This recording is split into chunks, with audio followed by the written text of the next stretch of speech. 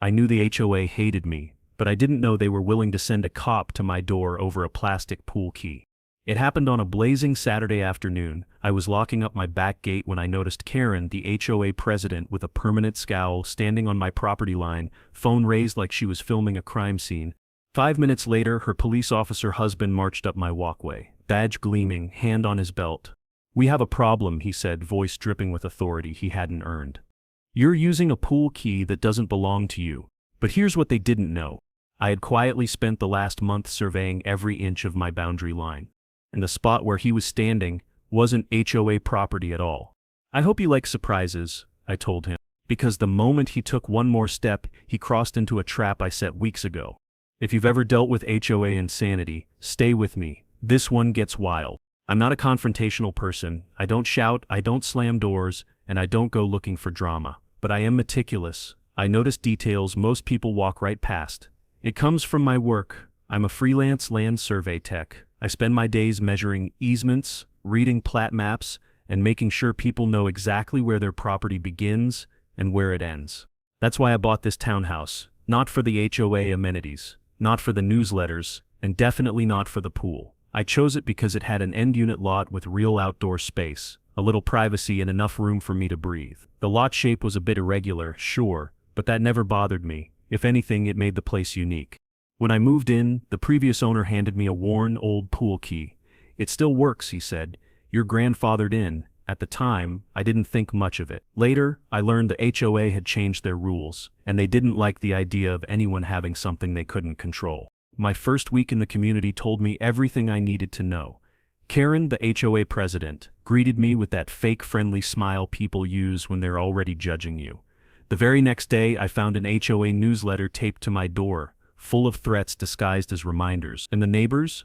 They avoided eye contact the way people do when they've been trained to fear someone in power. Still, I tried to mind my own business. I tried to stay calm. But then came Karen's first passive-aggressive warning about shared spaces.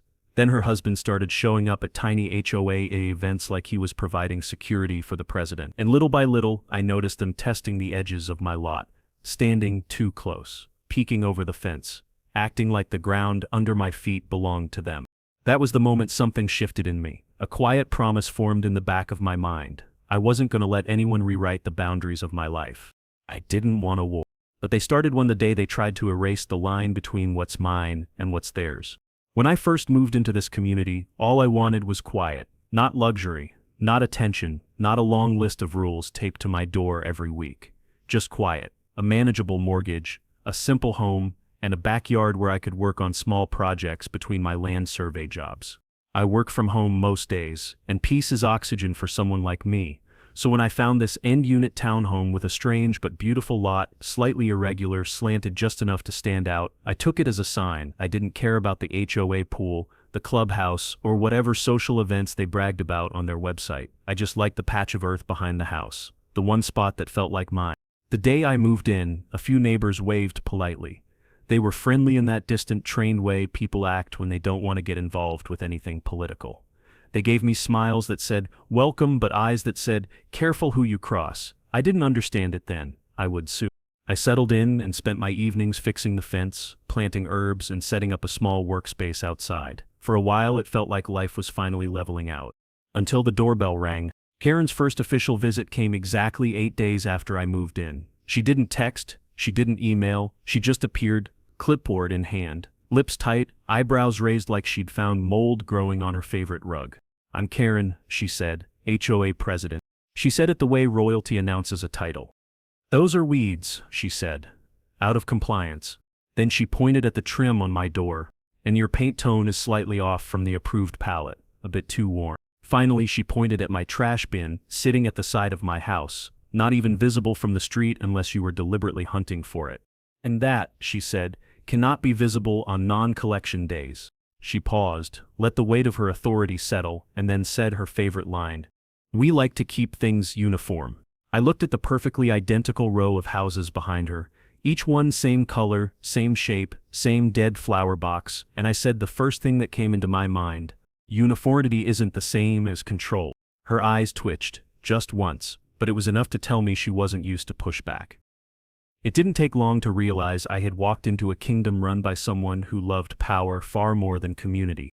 The previous owner had told me the key was grandfathered in, meaning I had access based on old rules before the HOA changed everything. At first I didn't think much about it, I hardly used the pool, but then I got a letter, well, more like a threat disguised as a letter, stating that all old access credentials must be surrendered due to modernization. It didn't apply to everyone, only a list of specific addresses, including mine. Karen cornered me during one of her sidewalk inspections. "Do you have documentation for that?" I asked. She blinked at me, offended that I dared question her almighty HOA judgment. "We don't need to provide that," she said. "Just turn it in." Except she was wrong. They did need to provide it, and they could. But this wasn't about a pool key, it was about control.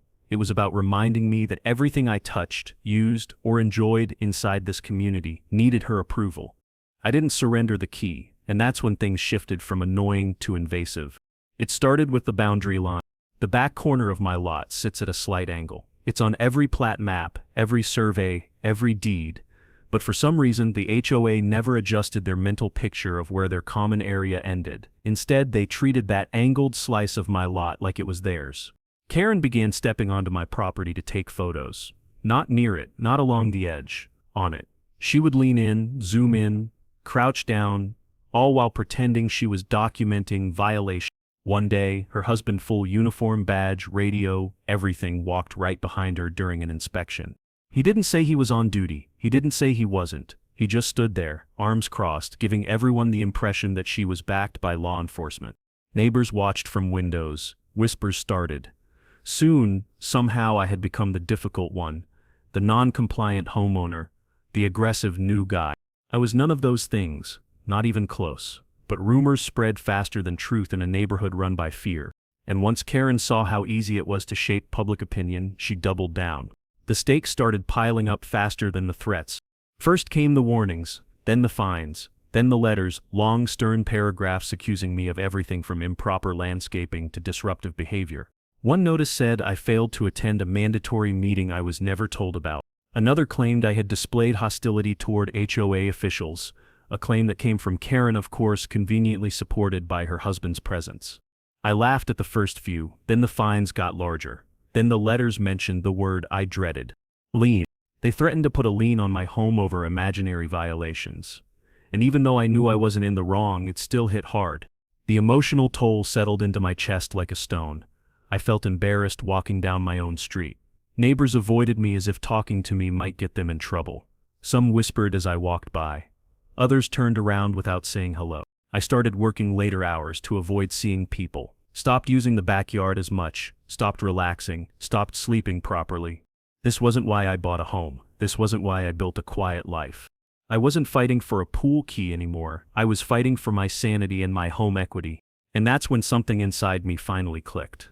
I didn't react with anger. I didn't storm into the HOA office. I didn't yell. I did something Karen never expected.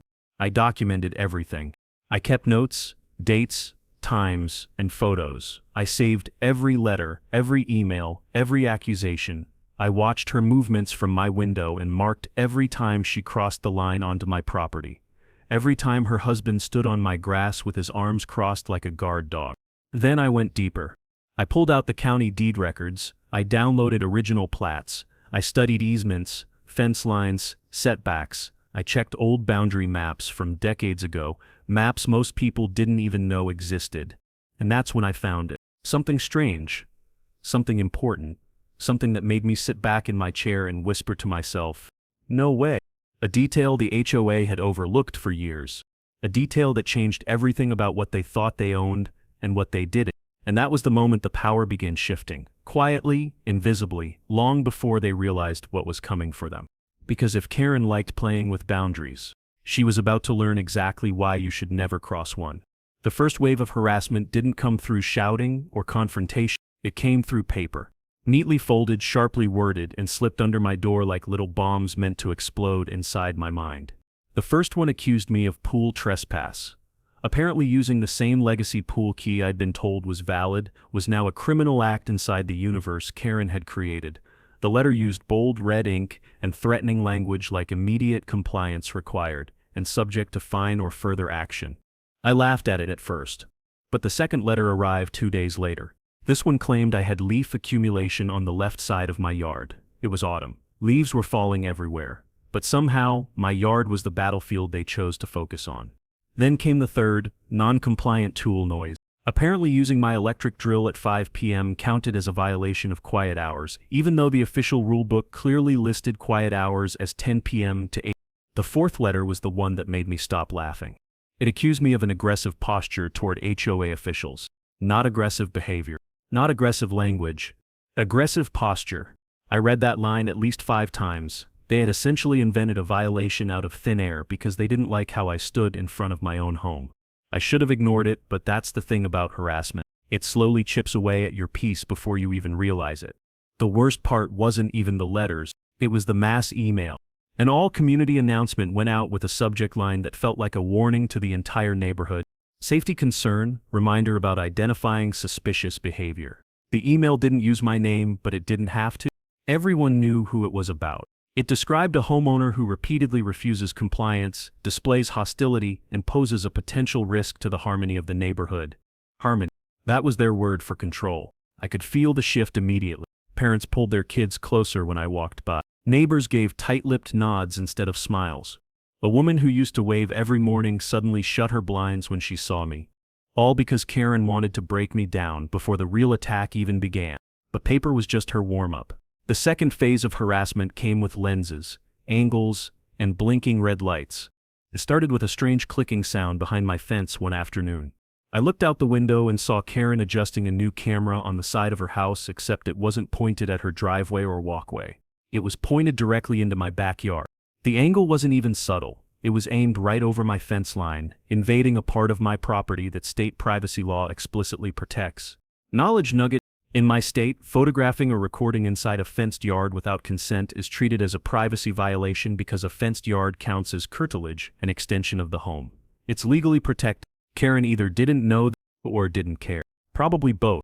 The day after the camera went up, her husband started doing slow patrols past my house. Not official patrols, those come from real officers in real marked units during real shifts. These were casual loops in his cruiser, windows down, eyes locked on my property like he was waiting for me to breathe wrong. Every time he drove by, neighbors peeked through curtains. Every time his engine idled outside, I felt a tightening in my chest. Then came the drone. The HOA claimed it was for roof inspections, but somehow it always hovered over my yard. Every afternoon, same angle, same path, same unnecessary interest in the person Karen had labeled non-compliant. At first I tried to ignore it. But try relaxing in your home while a buzzing camera floats over your yard, like a mechanical mosquito sent to remind you that someone is watching. Every single day. It wasn't about inspections. It was about pressure. The kind of pressure meant to make a person crack. And part of me was starting to. If the cameras and patrols were meant to intimidate me, the next wave was meant to isolate me. It started quietly. A neighbor I used to chat with at the mailbox suddenly avoided eye contact. A couple walking their dog crossed the street when they saw me standing on my driveway. Kids who once waved at me now stayed closer to their parents, whispering something I couldn't hear. At first I thought I was imagining it. Until I overheard it. 2 neighbors were talking behind their car one morning. Karen said he yelled at her. Yeah, she said, he's unpredictable. I don't want drama near my kids. I stood there holding my recycling bin, feeling like the entire street had just tilted beneath my feet.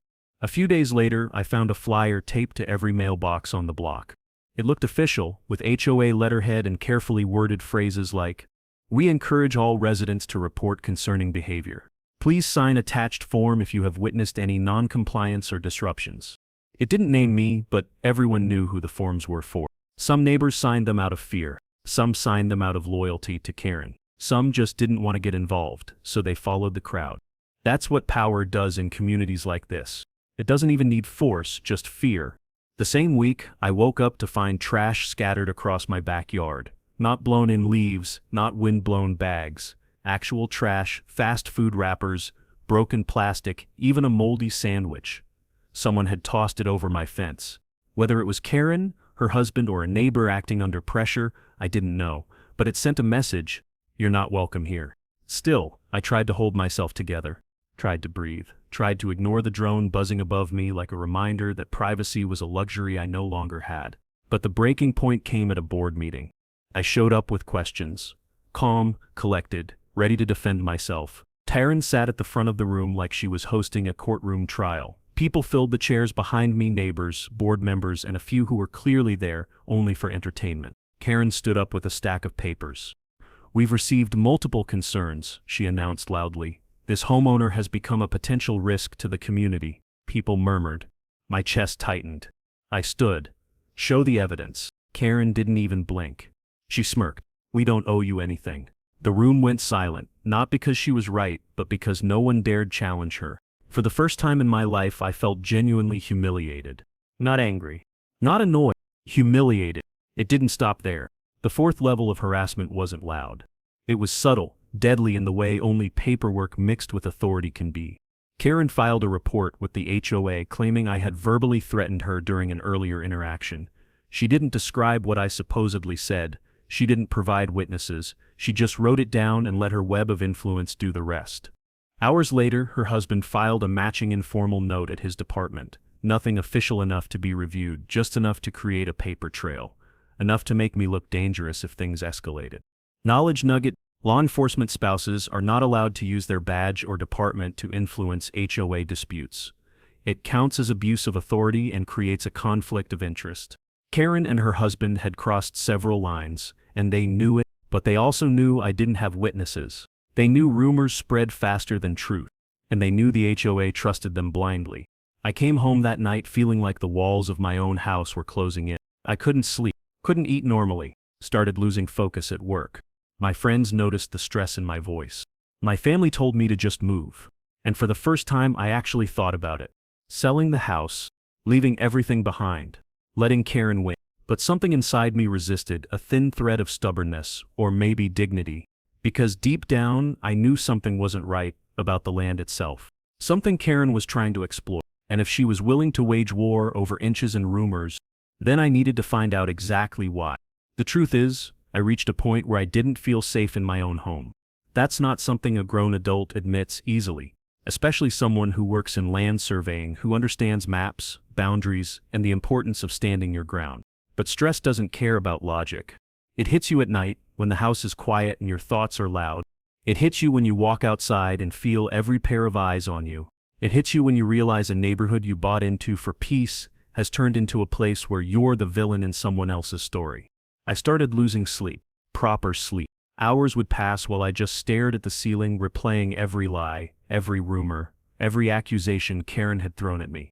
Work became harder too. I'd sit at my desk trying to focus on survey plans, but my mind kept drifting back to the HOA, the fines, the drone, the camera. Clients called, noticing the change in my tone. I was falling behind, and the anxiety was something I could feel physically, like a weight on my chest every morning. The worst part was the betrayal. Neighbors who smiled at me when I moved in now avoided me entirely. They believed Karen's narrative, because believing her was easier than standing up to her. There were days I walked around my house and felt like a stranger inside it. Days where I seriously opened real estate listings and wondered if leaving was the only option. That was my lowest point, knowing that someone else's lies were reshaping my life from the inside out. But then, something shifted. Not loudly, not dramatically, quietly. It started with a thought, one simple question that popped into my head at 2 a.m. Why is she so obsessed with my lot? People don't wage wars over nothing. Karen wasn't harassing me because of a pool key or leaves or imaginary violations. She wanted something she always had. And suddenly, all my training, all my experience, all my instincts woke up. So the next morning, I pulled out everything: files, maps, plats, deeds, surveys, aerial photos from the county website. The same tools I used to solve boundary disputes for clients, I now used for myself. I turned my dining table into a war desk. Pages spread out. Highlighters, notes, measurements. And the more I looked, the more something felt off. The HOA's fence line didn't match the official county plat. The common area that Karen claimed extended behind my lot. It didn't exist on the legal description. Then I found it. A small detail on the original survey, the kind only someone with real training would understand. My property line didn't stop where the HOA believed it did. It cut behind their fence at a diagonal, giving me control of a narrow strip of land they'd been treating as their own for years. It hit me like a truck. Karen had built her entire power play on a misunderstanding of the boundary line. She had been stepping onto my land, taking photos on my land, sending her husband to intimidate me on my land. And the best part? Every time she crossed it, she was creating evidence against herself. That's when I whispered the term that would later define everything. The boundary line trap. Not a trap, I said. A trap she walked into on her own. Knowledge nugget: in property law, easements and encroachments are strictly regulated. If a structure or an HOA fence crosses into private property without legal right, it's an encroachment. If that encroachment affects access, privacy, or use, the owner can demand removal, compensation, or legal remedy. Meaning, if the HOA fence sat on my land, I had leverage. Serious leverage.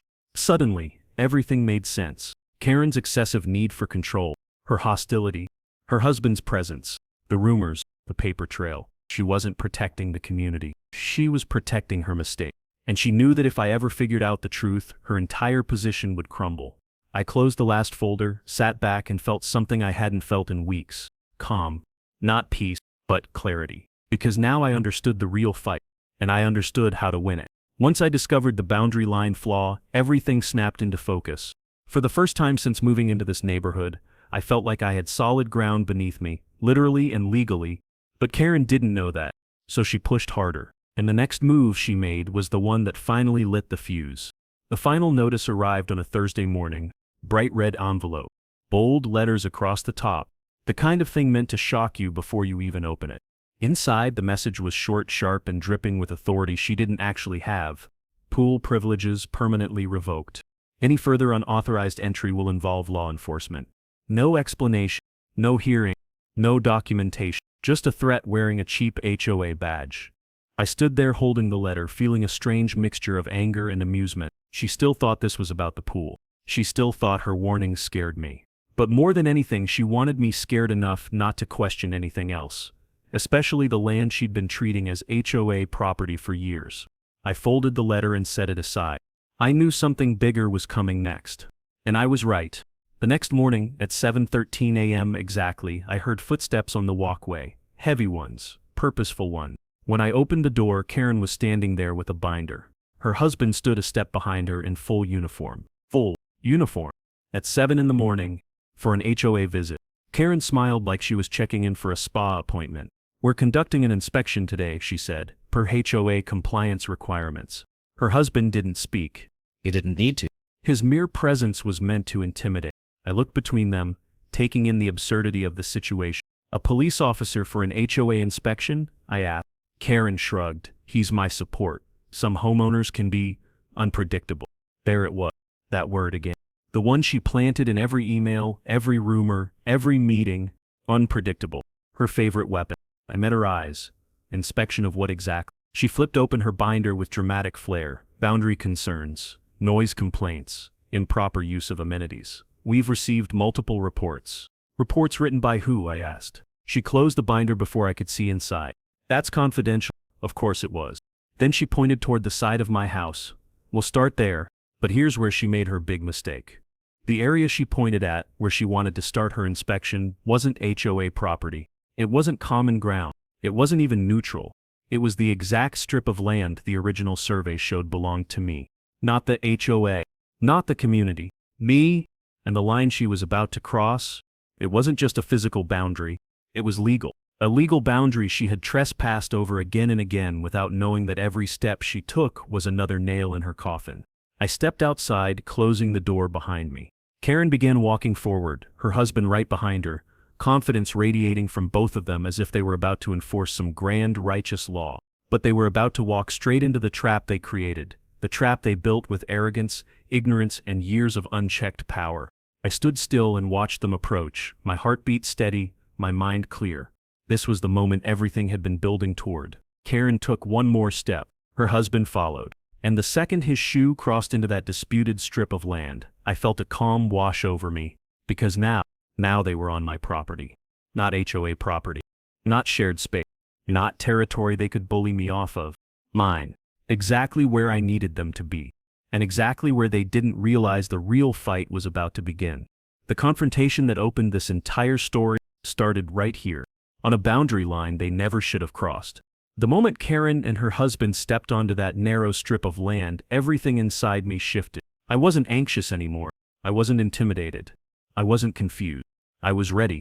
I walked back inside for exactly 30 seconds and returned with the folder I'd prepared days earlier. Thin papers, thick consequences, survey maps, plat records, county GIS print, everything. The husband saw the folder and immediately puffed up like he was preparing for some showdown. "You need to step back," he ordered. "You're trespassing with an invalid pool key. We can resolve this peacefully if you just comply." I almost laughed. Almost. Instead, I opened the folder slowly, like I had all the time in the world. "Trespassing," I said. "Is that really the word you want to use?" He lifted his chin. "That's exactly the word." "Perfect." I unfolded the boundary map, holding it up between us so he couldn't miss it. "This," I said calmly, "is the official county survey. And this line right here," I traced the diagonal boundary with my finger, "is the actual legal limit of my property." Karen crossed her arms. "That's incorrect. The HOA has always maintained," I cut her off, "that the property ends where you thought it ends, not where it actually ends." I turned the map toward her husband. "Right now," I said, letting every word land with force, "you're trespassing, badge or not." His face froze. Karen's mouth dropped open just enough to show the first crack in her confidence. You could practically hear something snap between them. Behind us, a screen door opened, then another. A couple neighbors stepped outside, drawn by the tension like moths to a streetlight. Karen regained her voice first. "You don't know what you're talking about," she snapped. "This is common area." I shook my head. "Show me the documentation." She didn't move. She didn't blink. She didn't reach for her binder, 'cause she didn't have anything. More neighbors gathered, whispering. The husband shifted his weight, adjusting his belt the way officers do when they're nervous, but trying not to show it. I pointed at his patrol car parked crooked in the street. "Are you here officially?" I asked, loud enough for the neighbors to hear. "Or are you just Karen's muscle today?" He stiffened. "I'm here to support my wife," he said, but it didn't sound convincing. "So, not official?" I pressed. He hesitated. And that hesitation was everything. A teenager from 3 houses down pulled out his phone and began recording. That small action, the quiet click of a camera, sent a shockwave through the whole situation. Karen spun around. "Stop recording. This is private HOA business." The teenager shrugged. "You're standing on his property. Doesn't look private to me." A few neighbors murmured agreement. Karen's husband tried to regain control. "Put the phone away. Now." The teenager didn't move. More phones came out. More people started recording. Karen saw it and panicked. "Everyone stop. You don't understand what's happening." But they did understand. They were seeing the truth with their own eyes. The couple who had once been so feared, now looked small, cornered, out of their depth. Finally, I raised my voice, not angrily, but clearly. "You're both standing illegally on my land, and I have proof. The same proof I'm about to show law enforcement." Karen's husband shook his head. "Law enforcement is already here." "No," I said, stepping forward. "Someone from your department showing up to your wife's HOA argument is not law enforcement." I held up the map, its edges fluttering in the morning breeze. "And you know that." That's when the crack between husband and wife widened. Karen whipped toward him. "Say something. Fix this." He looked at her, really looked at her for the first time since stepping onto the property. And what he saw wasn't a wife who needed protection. He saw someone who dragged him into a legal disaster. "This isn't my jurisdiction," he muttered under his breath. I heard it. Neighbors heard it. Cameras recorded it. Karen went pale. "What do you mean?" she snapped. He avoided her eyes. "We shouldn't be here." And with that one sentence, the glass castle Karen had built for years suddenly cracked. A neighbor shouted, "If they're not allowed here, why are they walking all over his yard?" Another added, "This is messed up." Someone else said, "Call the sheriff, a real one." Karen looked like she might explode, but she hadn't won a single second of this exchange. Not anymore, because for the first time, the whole neighborhood was seeing who the real problem was. And better yet, they were seeing it on camera. The moment someone yelled, "Call the sheriff," everything shifted. Karen recovered just enough control to bark, "No one is calling anyone," but her voice cracked at the edges. She knew deep down that this had escalated beyond her grip. Too late. One of the neighbors had already dialed. They weren't doing it for me. They were doing it because they finally realized how far Karen was willing to go. People don't like being dragged into someone else's mess. I stood at the edge of the disputed boundary, hands calm, folder tucked under my arm, like a shield I no longer needed to hide. Karen's husband stepped back, visibly sweating. He muttered something under his breath, something that sounded a lot like, "Damn it." Good. He should have thought about that before showing up in full uniform for a personal favor. Within minutes, a sheriff's deputy SUV rolled up the street. It wasn't from the same department as Karen's husband. This was county. Neutral. untouched by HOA politics. The deputy stepped out, broad-shouldered, calm, expression unreadable. He looked between the crowd, the husband in uniform, then at me. "Someone called in a boundary dispute?" he asked.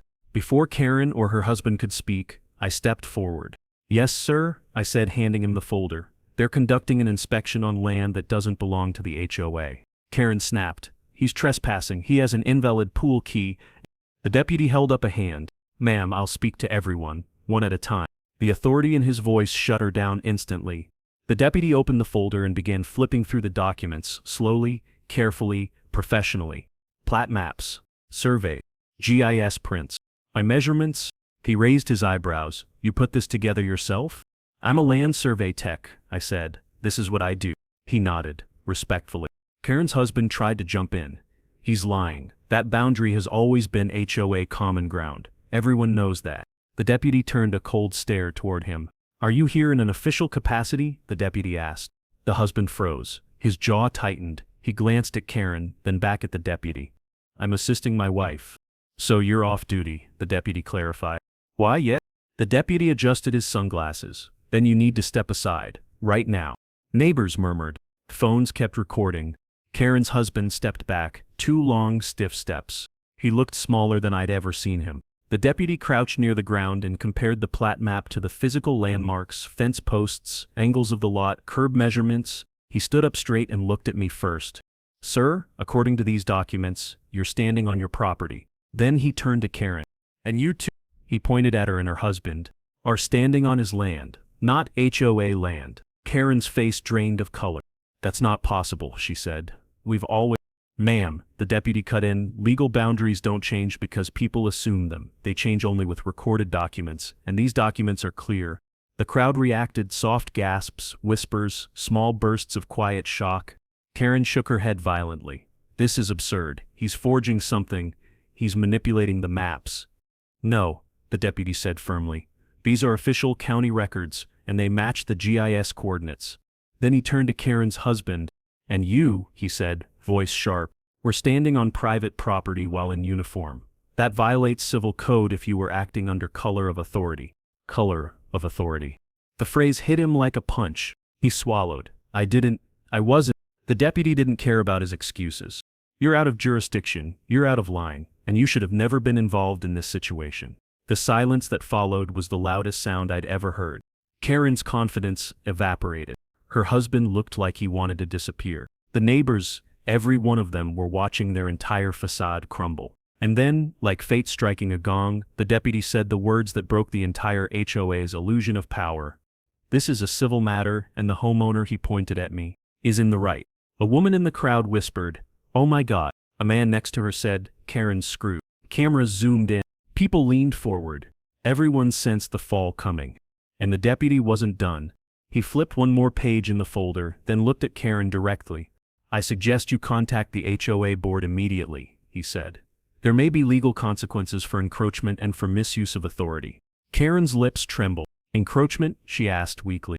"Yes, ma'am," the deputy said. "Your HOA fence is on his property. That's a violation." Karen stumbled back a half step, as if the truth itself had shoved her. And right there, right on that boundary line, her empire began to collapse. The deputy's declaration felt like a lightning strike down the middle of the neighborhood. You could almost hear the crackle in the air. Shock, disbelief, whispered curses, nervous laughter. Karen tried to recover, but her voice wavered. This is ridiculous. Our HOA fence has been there for years. If anything is wrong, it's the county's fault, not ours." The deputy didn't blink. "Ma'am, the county records are clear. If your fence crosses into private property, it's an illegal encroachment, and if you've enforced rules inside a homeowner's boundary, the HOA could be liable." Liable. A word Karen was allergic to. Her husband tried to speak again, but the deputy shut him down with a raised hand. "Sir, I also need to file a report about your presence here in uniform. You may have unintentionally misrepresented authority." He paused. "Or intentionally." The husband's face darkened. He clenched his jaw so hard a muscle twitched near his temple. "It wasn't like that," he hissed. "She needed backup." "Backup," the deputy repeated. "For an HOA inspection?" Karen barked. "He was here because this homeowner is dangerous." A neighbor laughed out loud, actually laughed. Another neighbor said, "Dangerous? The guy who waters his plants every morning?" Someone else added, "Karen, you've lost it." Phones kept recording. The crowd kept growing. And for the first time, I saw it on their faces. People weren't scared of her anymore. 10 minutes later, 3 members of the HOA board showed up, breathless and confused. They must have sprinted the entire way. "What's going on?" the treasurer asked. The deputy explained everything. The fence line, the illegal inspections, the misuse of authority, the trespassing. With each sentence, the board shrank a little smaller. The secretary whispered to the treasurer, "She told us he was causing trouble. She never mentioned this." Karen spun toward them violently. "Don't you dare turn on me. None of this would be happening if he had just followed the rules." I stepped forward. "What rules? The ones you made up? Or the ones you pretended existed because you were scared I'd find your mistake?" Karen glared at me with pure hatred. "You're a liar," she spat. I held up the map again. "No, Karen, this is the truth you've been trying to bury." The board looked at the documents. The treasurer's face slowly fell. "Oh my God," he breathed. "We've been fining him on land we don't even control." The crowd erupted in murmurs. A neighbor near the back shouted, "You better refund every dollar he paid." And that was the moment Karen cracked. "I did what I had to do," she screamed, voice trembling. Her husband muttered, "Karen, stop." She ignored him and pointed at me with a shaking hand. "People like you ruin communities. You think you're better than the rest of us. You think you can come in here and—" "Karen," I said quietly, "I just wanted to live in my home." Silent. It hit her like a slap. Because under all that noise, that was the truth. And now that everyone could see it, she had nothing left to hide behind. A formal special meeting was called that same evening, attendance mandatory for all homeowners. The board gathered in the clubhouse, red-faced and rattled. Karen sat rigidly at the end of the table, acting like this was just another petty dispute. But the room was different now. People weren't scared anymore. The treasurer cleared his throat. "We need to discuss today's situation." People nodded. Phones were still out. No one wanted to miss a moment. The deputy had already emailed the board a summary report including the boundary violation and the misuse of authority. The board printed it out and laid it on a projector for everyone to see. Then came the footage. The drone harassment. The uniformed husband. The trespassing. The unpredictable rumor campaign. Neighbors gasped. Someone whispered, "I can't believe she lied like that." Someone else said, "This is embarrassing." But the loudest moment came when the boundary map appeared on the projector, showing the diagonal cut of my land behind the HOA fence. The entire room erupted. "You built the fence on his property? You fined him for your mistake? This is corruption." Karen slammed the table. "I won't sit here and be attacked. I run this community." "No," the treasurer said firmly, for the first time standing up to her. "You ran it." Past 10. A chant began near the back. Small at first. Then stronger. "Remove her, remove her, remove her." Within minutes, the board voted. Karen was removed from her position. Effective immediately. Her face went blank, shocked into silence. Her husband walked out before the vote even finished. When the room quieted, I stood. "I'll be filing a formal complaint," I said. "Harassment, privacy violations, misuse of authority. And yes, I have an attorney." People didn't argue. They nodded. Some even clapped. I looked directly at Karen. "I told you this line would come back to haunt you." She didn't respond. She couldn't. Her entire empire, built on lies, fear, and imaginary boundaries, had collapsed on the very line she tried to erase. The fallout from the confrontation didn't take days. It took hours. By the next morning, the HOA inbox was flooded. Neighbors demanded explanations, refunds, resignations, anything to distance themselves from the mess Karen had created. People who had once whispered behind my back were now whispering about her. The board called an emergency session before noon. This time they didn't invite her to lead it. She wasn't even allowed in the room. By the end of the meeting, the official notice was sent out. Effective immediately, Karen is removed from her position on the HOA board. The HOA will be restructuring leadership. I read the email twice slowly, letting the words settle over me like sunlight breaking through weeks of storm clouds. Another email followed a few hours later addressed directly to me. It was an apology. An actual apology. They acknowledged the harassment. They acknowledged the boundary misinterpretation. They acknowledged the misuse of authority. They even acknowledged the fines. Within 3 days, every fine I'd ever received was refunded. Every violation was erased from my account. A written statement was mailed to me, apologizing for the emotional distress caused by actions taken without proper diligence. It wasn't perfect. It didn't erase everything I'd gone through, but it was a start. Meanwhile, Karen's husband faced consequences of his own. Internal Affairs contacted me to take a statement. They reviewed the footage, the deputy's report, and the misuse of uniformed presence. 2 weeks later, word spread quietly through the neighborhood that he'd been placed on administrative action. No badge, no shifts, no authority. For once, accountability didn't feel like a rumor, it felt real. And the strangest part? The neighborhood changed overnight. People who once avoided me now waved. People who once whispered now apologized. Even the neighbor who signed the complaint forms approached me with her head down. "I'm really sorry," she said softly. "We were all scared of her, we didn't think we had a choice." I nodded. "You always have a choice, it just costs courage." She didn't argue, she just nodded and walked away, the weight of guilt still hanging on her shoulders. For the first time since I'd moved in, the street felt normal. Not perfect, but quieter, lighter. Once the HOA confirmed the fence was illegally placed on my property, they had to fix it. A county inspector came out, measured everything, and handed the board a formal notice requiring corrections within 30 days. Watching Karen's old board members supervise the removal of the fence was surreal. Poetic, even. The crew dismantled each panel carefully, pulling up the posts one by one. Every post removed felt like another piece of their power falling away. When the final piece was dragged off the property, the inspector signed off on the correction, and I finally saw the true boundary of my land, open, unobstructed, and undeniably mine. That's when I decided to mark it properly. I bought a row of small trees, nothing extravagant, just enough to create a natural border that felt more like ownership and less like warfare. I planted them along the line myself, each one spaced just right, each one placed with a calmness I didn't realize I'd been craving. By the time I finished the last tree, the sun was dipping behind the rooftops, and for the first time in months, I took a deep breath that didn't feel heavy. Peace feels different when you had to fight for it. It sits deeper. It stays longer. Work returned to normal too. The anxiety that made it hard to focus slowly faded. My clients noticed I sounded more like myself again. Projects became easier, deadlines no longer felt like cliffs, and I wasn't waking up every morning wondering what new horror the HOA had cooked up. My home finally felt like home. Not a battlefield, not a trap, not a place filled with other people's fear, just mine. As the neighborhood settled into this new calm, I found myself walking the backyard more often, checking on the trees, feeling the soil, letting the quiet remind me that everything I fought for had purpose. And with every step along that boundary, I felt something closing inside me, not a door but a wound. A wound finally healing. Even after the fence was removed and the apologies were sent out, the neighborhood felt suspended, like everyone was waiting to see what would happen next. Whether things would return to the old HOA fear culture, or if the cracks Karen left behind would finally let in something better. It didn't take long to see the shift. The board called another meeting, this one led by the treasurer, who looked humbled in a way I'd never seen before. The room wasn't filled with fear or tension. People spoke softly, listened carefully. There were no glares, no power games, no dramatic announcements. They announced new rules. Simple, clear rules. Rules designed to prevent what happened to me from happening to anyone else. No HOA member could inspect property without written notice. No board member could bring family to official duties. No fines could be issued without documented evidence.